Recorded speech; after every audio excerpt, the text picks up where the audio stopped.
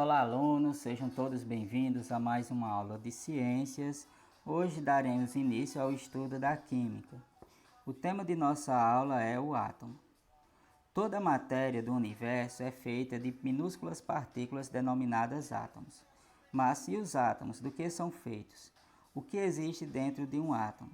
Vamos obter a resposta dessas perguntas ao longo da aula de hoje.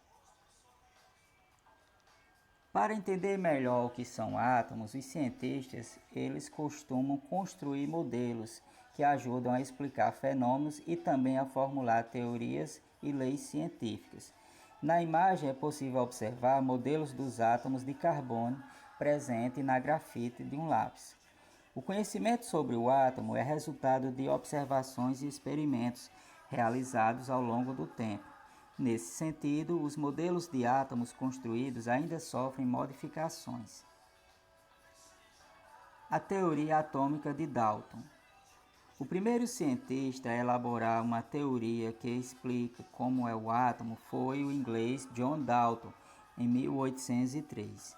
De acordo com Dalton, átomos são como pequenas esferas que não podem ser divididas, ou seja, é indivisível. Toda matéria, segundo ele, é formada pela associação de átomos e nem todos são iguais.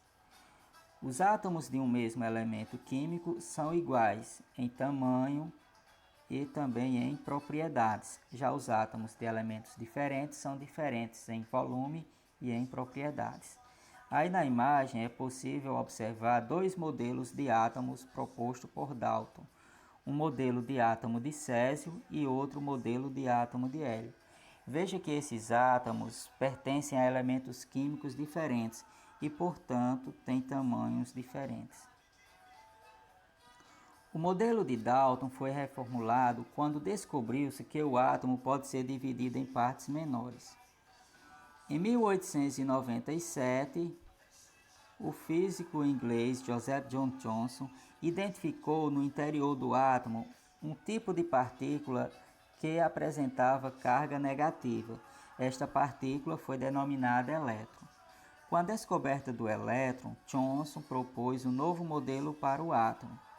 Segundo Thomson, o átomo é uma esfera totalmente positiva e no interior desta há partículas com cargas negativas, ou seja, os elétrons.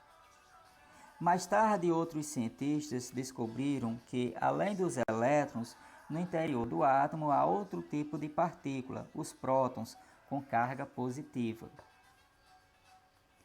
Em 1911, um físico neozelandês denominado Ernest Rutherford descobriu que o átomo é formado por duas regiões, denominadas de núcleo e eletrosfera. O núcleo é onde estão localizadas as partículas com carga positiva. Já na eletrosfera é onde estão localizadas as partículas com carga negativa, no caso os elétrons. Com isso, Rutherford propôs este modelo atômico, como vocês podem ver na imagem aí. Ou seja, de acordo com Rutherford, o átomo é formado de um núcleo, que é uma região central, onde estão os prótons.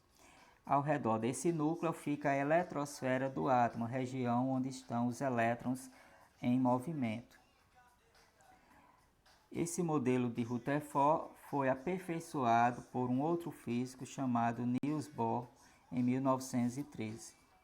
Em 1932, um físico inglês de nome James Sherk descobriu que no interior do átomo, ou seja, no núcleo, havia outro tipo de partícula, além dos prótons. Essa partícula não apresentava nenhum tipo de carga elétrica e a ela foi dado o nome de nêutron. Portanto, o átomo nessa visão seria formado de prótons, elétrons e nêutrons. Os prótons, partículas com carga positiva, os elétrons, partículas com carga negativa e os nêutrons, partículas que não apresentam nenhum tipo de carga. Sabemos ainda que em um átomo a quantidade de prótons é igual à quantidade de elétrons, ou seja, o número de cargas positivas existentes no núcleo é igual ao número de cargas negativas existentes na eletrosfera. Então, pessoal, esse foi o tema da nossa aula. Segue algumas atividades para vocês praticarem o que foi estudado na aula de hoje. Um forte abraço e até a próxima.